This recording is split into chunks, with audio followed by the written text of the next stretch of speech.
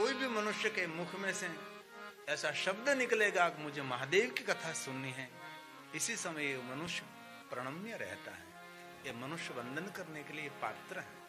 कोई भी जाति का, कोई भी ज्ञाति का, कोई भी वर्ण का, कोई भी देश का, कोई भी वेश का, जो मनुष्य अपने मुख में से बोले कि मुझे महादेव की कथा सुननी, इसी समय वो मनुष्य प्रणम्य है, इसी समय मनुष्य वंदनीय है।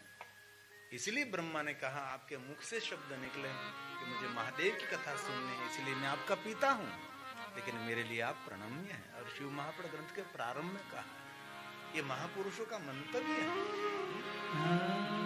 जो कोई महादेव की कथा सुनते हैं वो साक्षात रुद्र तुल्य है, वो दर्शनीय है। इसमें जाति ज्ञाति वर्ण भेद नहीं है, इसमें पुरुष और स्त्री का भी भेद नहीं है।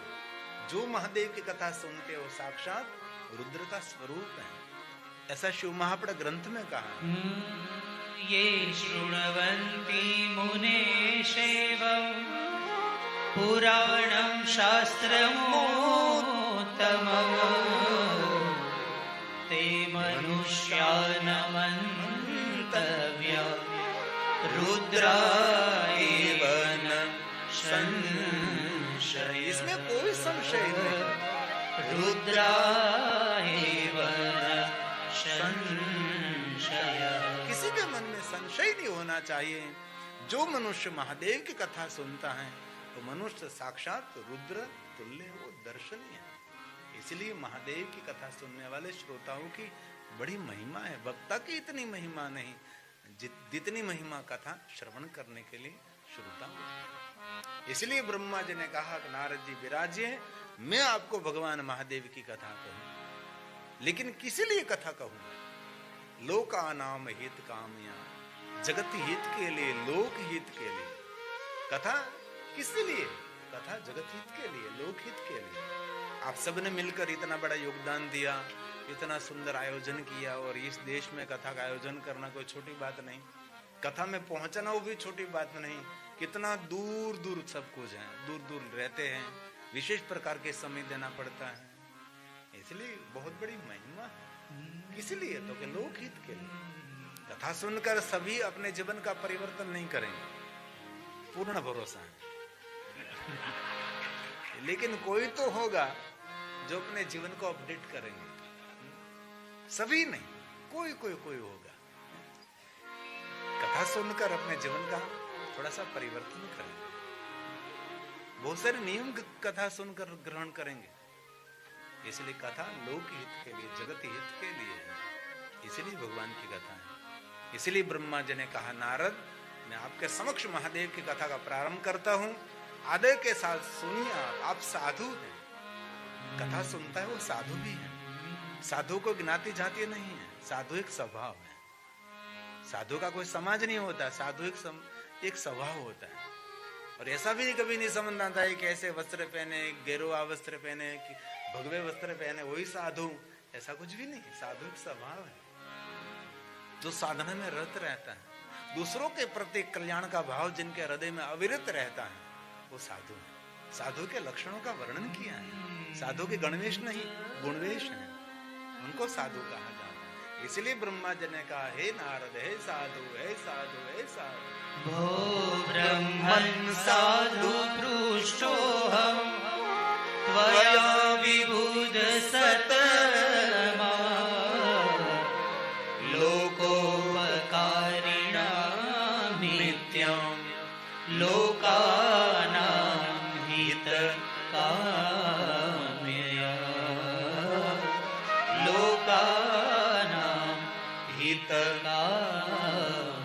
जगत हित के लिए मैं आपको भगवान महादेव की कथा कहूं। ब्रह्मा जी ब्रह्मलोक में महादेव की कथा का प्रारंभ कर रहे हैं।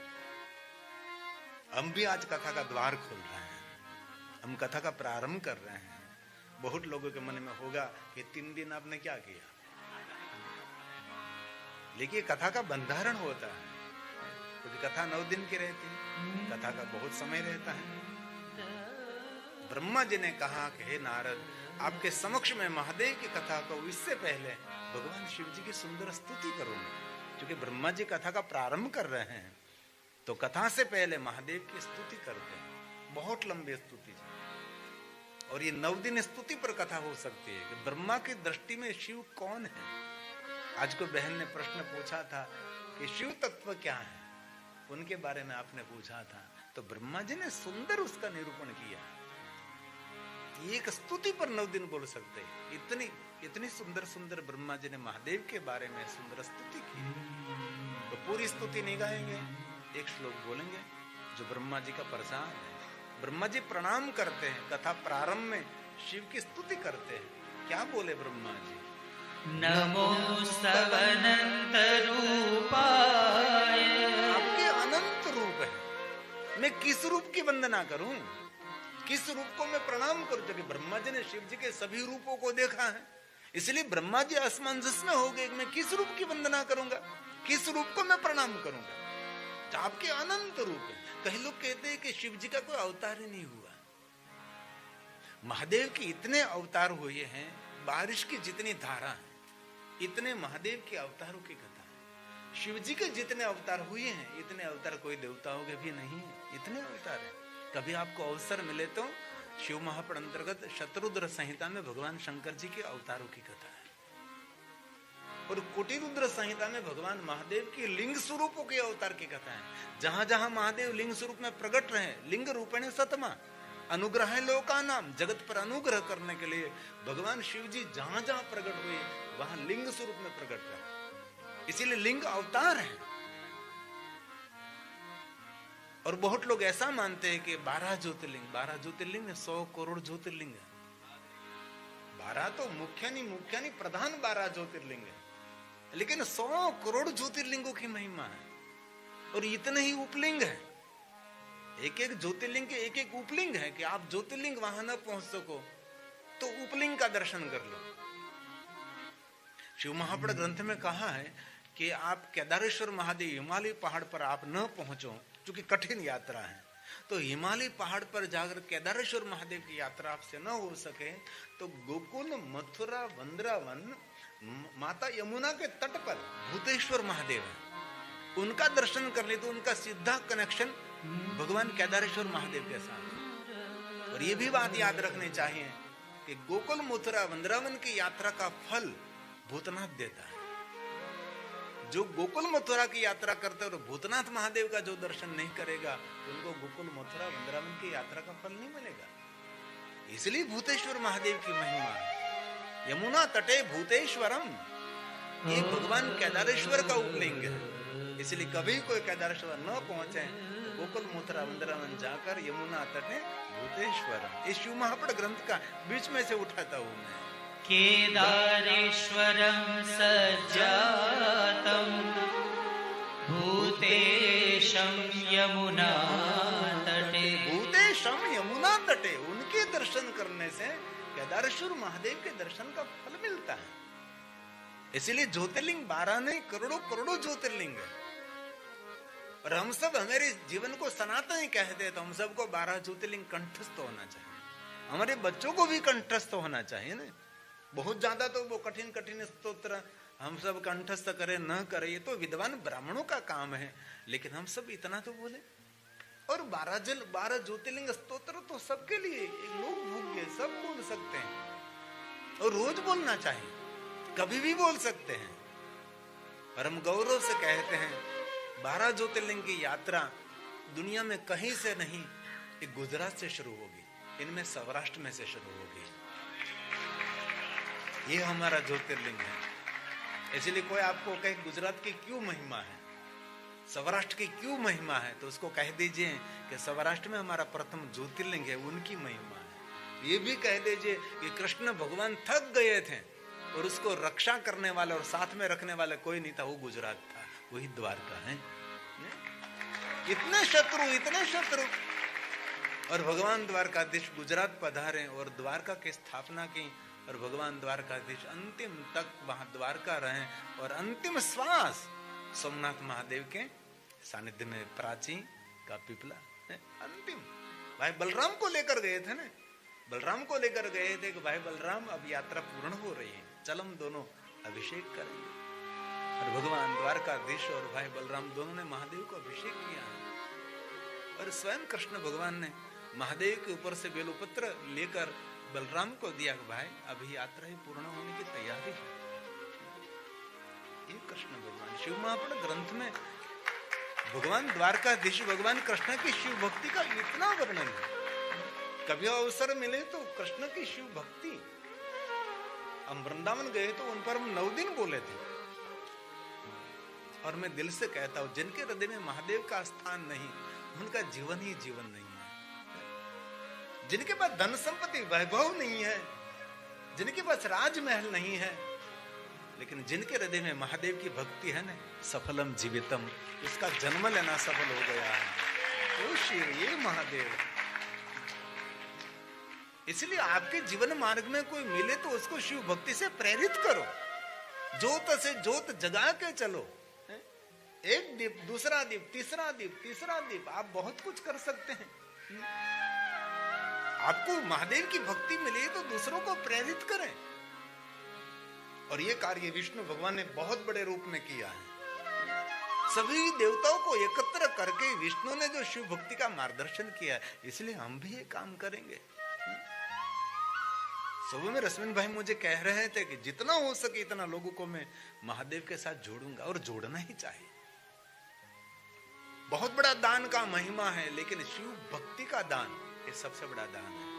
किसी को महादेव की भक्ति से प्रेरित कर, इसीलिए दूर तो नहीं जाना है ये, क्योंकि जो मैं बोलता हूँ तरफ वहां से गाने के लिए तैयार हो जाए। जोत जगा के चलो, प्रेम की गंगा बहाते चलो, लेकिन अभी नहीं गाना है, क्योंकि हमारे एक एक शब्दों पर वो गा सकते हैं। एक एक शब्द पर कोई ना कोई गीत, कोई ना कोई भजन रहता है। तुरंत सुर तैयार हो जाता है, तुरंत सुर तैयार हो जाता है। और हमारी कथा ऐसे चलती है, टेढ़ा मेढ़ा। कहाँ थे मैं कहाँ जाऊं, कहाँ से क्या श्लोक लो, ये तो मेरे साथ जो सुर मिलाते उनका काम है। और कोई मैं संगीतकार को यहाँ बैठा दूं तो कुछ भी नहीं होगा। इसलिए मेरा आधा नहीं, बहुत ज्यादा काम ये सभी कर लेते हैं।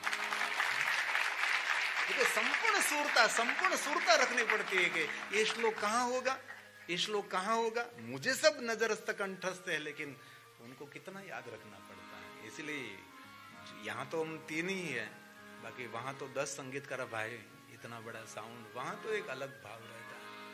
और बात पर रोए खड़े होते हैं, और थोड़ी देर में महादेव के भक्तों के आंख भर जाती है। ऐसा भाव प्रकट होता है, ऐसा एक वातावरण वहां बनता है भारत के अंदर। यहाँ ये सब कुछ हम नहीं कर सकते, क्या करें, जितना हो सके इतना लेकिन करें।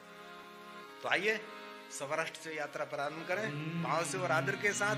जिनको कंठ से साथ में बोले, और जिनको कंठस्थ नहीं है कभी घबराना नहीं। हम गुजराती हैं, कहीं नहीं घबराते। खोटू लिप मोमेंट साथ में, वोट पकड़ाओ। सौराष्ट्रे सोमनाथं च श्रीशैले मल्लिकार्जुनम् उज्जैन्या महाकालम् ओंकारं ममलेश्वरम् परल्यां वैद्यनाथं च डाकिन्यां भीमशङ्करम् सेतुबन्धेतुं रामेशं नागेशं दारुकावने वाराणस्यां तु विश्वेशं त्र्यम्बकं गौतमी तटे हिमालये तु केदारं भूषणेशं च शिवालये एतानि ज्योतिर्लिङ्गानि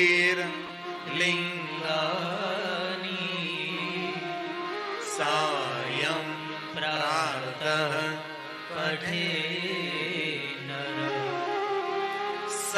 जन्म कृतं पापं स्मरणेन विनश्यति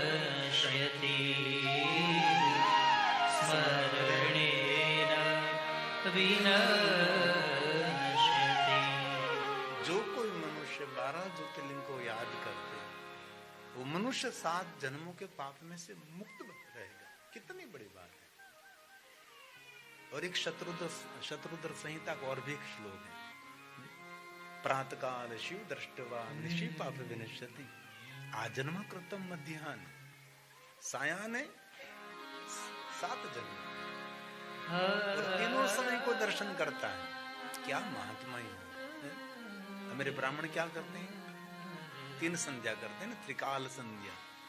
सुबह में जब हम संध्या करते हैं शिव जी की तो भगवान महादेव जी को शिव रूप में देखते हैं, गौर वर्ण रूप में देखते हैं। सुबह की संध्या में शिव जी का रूप है गौर वर्ण, कर्पूर गौरम। ये भगवान शिव जी के रूप और स्वभाव का वर्णन है, रूप और स्वभाव का वर्णन है। और ये बोलते समय कपूर जलाना ऐसा कहीं नहीं है, लेकिन पता नहीं कपूर और उनके साथ कोई संबंध नहीं है, लेकिन लोग ये बोलते समय कपूर ही जलाते हैं। दक्षिण भारत में पहले कपूर से बहुत आरती होती थी। दक्षिण भारत में सभी मंदिरों ने मिलकर कपूर जलाना बंद कर दिया। क्यों? कपूर जलाने से सभी भगवान के कपड़े, सभी दीवारें सब काले होने लगे। कपूर में से बहुत धुआं निकलता था और बहुत सारे पुजारियों को फेफड़े का दर्द भी हो गया, क्योंकि पूरे दिन कपूर जलता रहता था। कपूर का धुआं उसके नाक में जाता था, फेफड़े में जाता था, इसलिए बहुत सारे पुजारियों के फेफड़े डैमेज हुए। इसीलिए सभी मंदिर वाले ने मिलकर दक्षिण भारत में संपूर्ण कपूर को जलाना बंद कर दिया। इसलिए उनको कपूर के साथ कोई संबंध नहीं। इसलिए ऐसा कभी नहीं करना चाहिए कि भाई ये बोलते समय कपूर जलाना ही चाहिए, ऐसा नहीं। ये भगवान शिव जी के रूप और स्वभाव का वर्णन है, सबको कंठस्थ है ना। कर्पूर गौरम करुणावतारम संसार सारम भुजगेन्द्रहारम सदा वसंतम हृदयारविंदे भवं भवानी सहितं नमामि भवं भवानी सहितं नमामि। महादेव मैं आपको एक को प्रणाम नहीं कर रहा हूं, साथ में भवानी को भी मैं प्रणाम करता हूं। सा अंबा सांब सदाशिव, सा अंबा के साथ में शिव जी आपको प्रणाम करता हूं। कर्पूर वर्ण है, स्वभाव कैसा है? क्रोधावतार नहीं, करुणा अवतार है। अकारण करुणा करने वाला कोई देव है तो भगवान महादेव, और थोड़ी भक्ति करने से जल्दी प्रसन्न होने वाला देव भगवान शिव है। शिव जी की बहुत सारी महिमा, बहुत सारी महिमा है। ये महादेव की एक अलग महिमा है। तो शत्रुद्र संहिता का श्लोक है, प्रातःकाल प्रातः काल शिवं दृष्ट्वा। इसलिए प्रातःकाल जो हम भगवान शिव जी की संध्या करते तब शिव जी गौरव वर्ण रहता है, कल्याणकारी रूप रहता है ना। और जब हम मध्याह्न की संध्या करते तब शिव जी का रूप बदलता है, तब भगवान शिव जी रुद्र रूप में रहते हैं और रक्त वर्ण रहते हैं और हमारी रक्षा करते हैं। इसलिए दोपहर का रूप भगवान का शिव अलग है। और संध्या समय जब हम भगवान शिव की संध्या करते तब भगवान की शिव जी को हम शंकर के रूप में देखते। शम करो तो शंकर, श्याम वर्ण भगवान शिव है। संध्या के समय श्याम वर्ण है और शांति देने वाला है। इसलिए तीनों समय भगवान शिव जी के रूप, स्वरूप और उसका कार्य अलग है। सुबह में क्या है? कल्याणकारी। मध्याह्न में क्या है? रक्षा करने वाला। और संध्या समय में शांति देने वाला। और जो संध्या समय विशेष करके भगवान शिव को याद करता है उनके जीवन की संध्या मंगलमय रहेगी। जीवन की संध्या का नाम है वृद्धावस्था, जर्जरित शरीर, बुढ़ापा।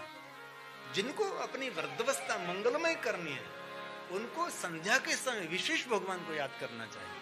भले प्रातःकाल कभी आप चूक जाइए, मध्याह्न आपसे न हो सके, कोई बात नहीं, लेकिन संध्या समय कोई भी स्थिति में आप हैं भगवान महादेव को विशेष याद करें। सूर्य अस्त हो रहा है, तब अंधकार का प्रारंभ होगा। तो शिव कौन है? शिव ज्योति है। ज्योति की आवश्यकता कब पड़ेगी? जब अंधकार का प्रारंभ होता है। तो मृत्यु का अंधकार है। मृत्यु के बाद जिनको प्रकाश चाहिए उनको संध्या के वक्त विशेष प्रकार से महादेव को याद करना चाहिए। इसलिए कभी आप विदेश में रहते हैं, इसलिए सुबह में ना हो सके, मध्याह्न में ना हो सके, लेकिन संध्या समय तो कभी भूलना नहीं है।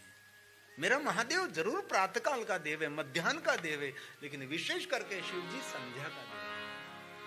जीवन की संध्या मंगलमय करने के लिए संध्या समय महादेव को याद करें। इसलिए तीनों समय की महिमा और महात्मा ही अलग है। इसलिए शिव महापुराण में तीनों समय के दर्शन की स्मरण की महिमा गाय।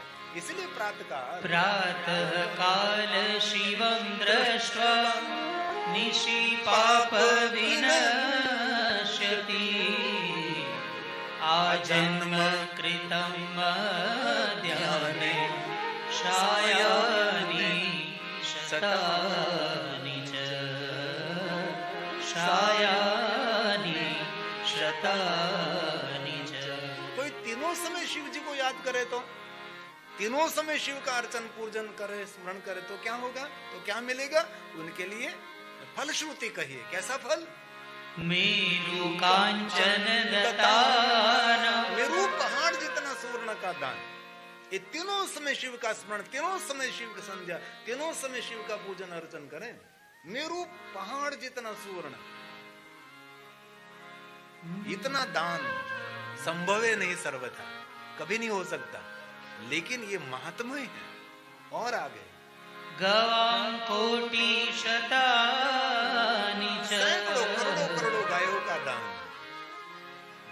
और आगे पंचकोटि तुरंग गणा तत्फलं शिव दर्शनम् तत्फलं शिव दर्शनम्। आपके घर में छोटा सा मंदिर है, आप घर छोड़ते समय भगवान को कहकर जाइए, घंटड़ी बजाइए और भगवान को कहकर जाइए मैं जल्दी आ रहा हूं, तो भगवान आपका इंतजार करेंगे और जवाबदारी उनकी रहेगी फिर घर वापस लाने की। उसको कहकर जाना है कि मैं जा रहा हूं, फिर जल्दी आ रहा हूं, और बाहर से आकर पहला काम करना है भगवान को मिलना, मैं आ गया हूं, थोड़ी सी घंटड़ी बजा लीजिए। ये हमारा व्यवहार होना चाहिए भगवान के साथ। तो पत्नी ने पूजा कर ली, दीप कर लिया, आने कहीं लेवा दिवाद नहीं આને એટલે સમજો ને તમે, એને કાંઈ લેવા દેવા નહીં, બોલો બધું એમ જ કરવાનું, એવું ના હોય। આપણે પણ અહીંયા હાજરી આપણી દર્જ કરવી જોઈએ ને। तो ब्रह्मा जी ने भगवान महादेव की सुंदर स्तुति की है। ये स्तुति पर 9 दिन कर सकता हूं मैं ऐसे ही, क्योंकि कथा करते करते 30 साल बीत गई।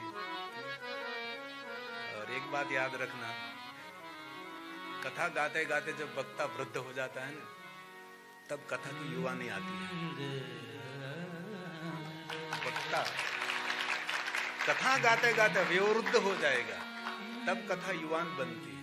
क्योंकि कितनी बड़ी जर्नी, कितना अनुभव, कितना वांछन, सब कुछ खजाना बढ़ता है ना। कथा का उम्र में जितना छोटा, इतना थोड़ा सा विचलित रहता है, कोई कोई, बहुत नहीं।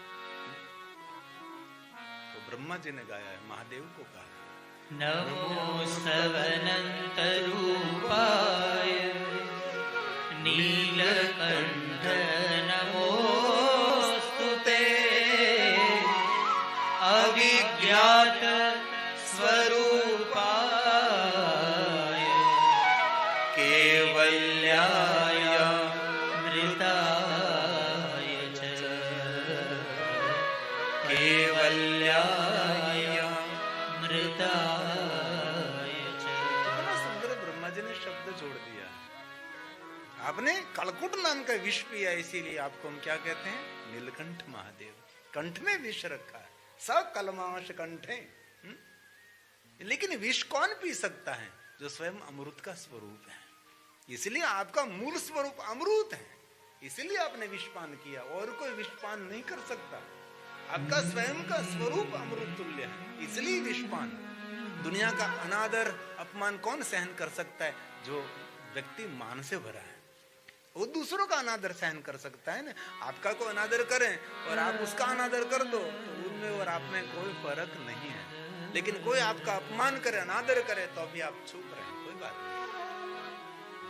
इन्हीं में हमारी श्रेष्ठता, इन्हीं में हमारी महानता। आपके लिए कोई गंदी गंदी बात करे और आप उनके लिए गंदी बात करना शुरू कर दो तो उनमें और आप में कोई फर्क नहीं है। और आपकी कोई गंदी गंदी बात करे और आप उनके लिए शुभ वचन बोले कि ये व्यक्ति बहुत है, लेकिन समय होगा पता नहीं, तो भी आप उनके लिए एक भी गंदी बात ना करें, इनमें हमारी श्रेष्ठता है। ये कौन कर सकता है? जो सद्गुण से भरा हुआ है। बहुत बड़ा लंबा चल, एक श्लोक में बहुत सारी बातें हो सकती हैं, लेकिन मैं बहुत मेरी जात को पकड़ कर रखता हूं, पकड़ कर रखना पड़ता है, क्योंकि वहां से बहुत लंबी यात्रा हो सकती है। ब्रह्मा ने कह दिया नान्तम देवा विजानन्ति, कोई देवता भी महादेव आपकी महिमा नहीं गा सकता। नान्तम देवा विजानन्ति यस्य तस्मै नमो नमः। यं नः वाचः प्रशंसन्ति नमस्तस्मै चिदात्मने। नमस्तस्मै चिदात्मने। हे परमात्मा, मैं प्रणाम करता हूँ। मेरी वाणी का सामर्थ्य नहीं कि आपकी प्रशंसा कर सके। नान्तम बीजा, कोई देवता भी आपकी प्रशंसा नहीं करता। न तवेतदवर्णीयाम है, कोई नहीं। मेरे हित, मेरे कल्याण के लिए मैं आपकी महिमा गाने के लिए प्रयास करता हूँ। ब्रह्मा जी ने बहुत लंबी स्तुति गाई है। अब ब्रह्मा जी कहते हैं नारद जी को, हे नारद विराजिए, मैं आपको भगवान महादेव की कथा कहता हूँ। अब ब्रह्मा जी कथा प्रारंभ कर रहे हैं, कथा का द्वार खुल रहा है। क्या कहा ब्रह्मा ने? ब्रह्मा ने कहा नारद, जब कथा प्रारंभ होती है ना, सर्व पाप क्षयो भवेत्। मनुष्य के जन्म जन्मांतर के पाप कर्मों से मनुष्य इसी समय मुक्त हो जाता है जब कथा प्रारंभ होती है। ये श्लोक ब्रह्मा ने गाया है। यः श्रुत्वा सर्वलोकानां सर्वपापक्षयो भवेत्। जीवन के सभी पापों में से मुक्त करने वाली भगवान की कथा है। तदहं ते प्रवक्ष्यामि शिवतत्त्वं नामयम्।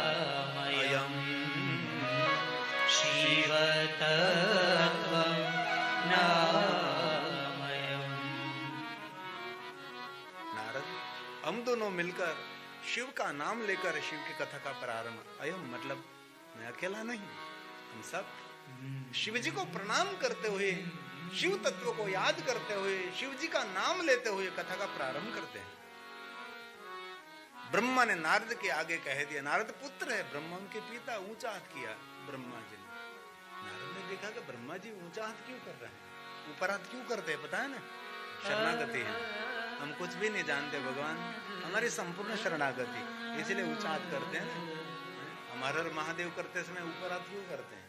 और ऊपर हाथ करके हर हर महादेव बोलने से गंगा स्नान का फल भी मिलता है।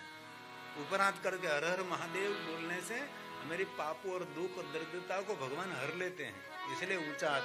अन्य कोई देवताओं के लिए कभी ऊंचा हाथ किया किसी ने? जब हर हर महादेव होगा तो महादेव की जय जयकार होगा, तब व्यक्ति को नहीं करना है तो भी उसका ऊंचा हाथ हो जाता है, क्योंकि शरणागति का यह भाव, संपूर्ण शरणागति। आपने बहुत सारे छोटी उम्र में फिल्म देखे होंगे, कोई हीरो को पीछे से रिवॉल्वर ऐसे कर दी तो क्या करते हैं? ऐसे करते, संपूर्ण सिलेंडर, संपूर्ण शरणागति। भाई मैं तो शरण हूं, मारना नहीं है। काल ने पीछे से बंदूक लटकाई है, हमें काल ने पीछे से पकड़ कर रखा है, इसलिए हम शरणागति। भगवान तेरे शरण में हूं, तू ही मेरी रक्षा कर सकता है, तू ही मेरी रक्षा कर सकता है।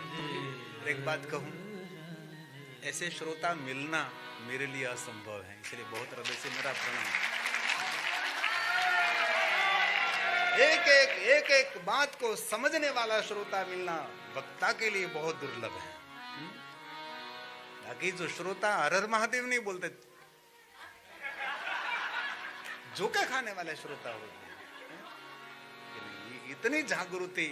और मैं ये कथा पूर्ण करके जाऊंगा, लेकिन लाभ पंचमी के दिन विशेष प्रकार से आपको याद करूंगा मैं कथा में।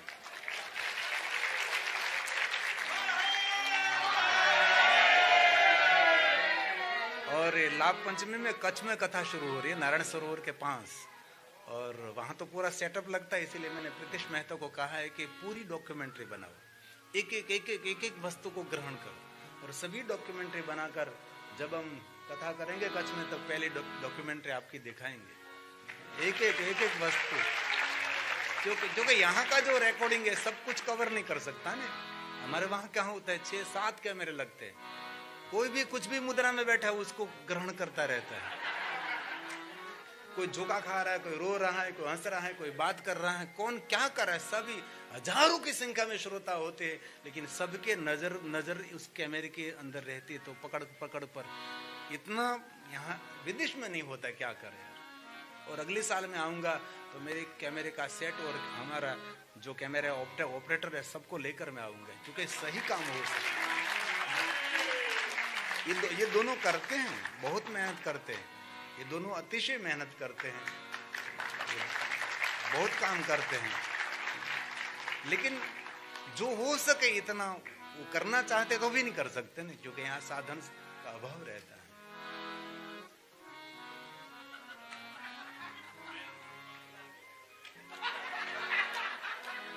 छोटा उदयपुर की कथा देख लेना।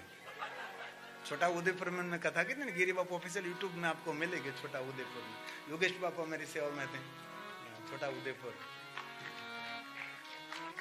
ये रिकॉर्ड है। तो मेरा कहना का ये था कि लाभ पंचमी के दिन वहां भारत के समय के अनुसार 3 बजे कथा प्रारंभ होगी। तो भारत के समय गिरी बापू ऑफिशियल यूट्यूब में सीधा प्रचारण वहां से होगा। तो तब लेकिन आप बहुत भाव से और आदर के साथ कथा श्रवण करें। तो ब्रह्मा जी ने ऊंचा हाथ किया। बात को भुला देना वो भी एक बहुत बड़ी कला होती है।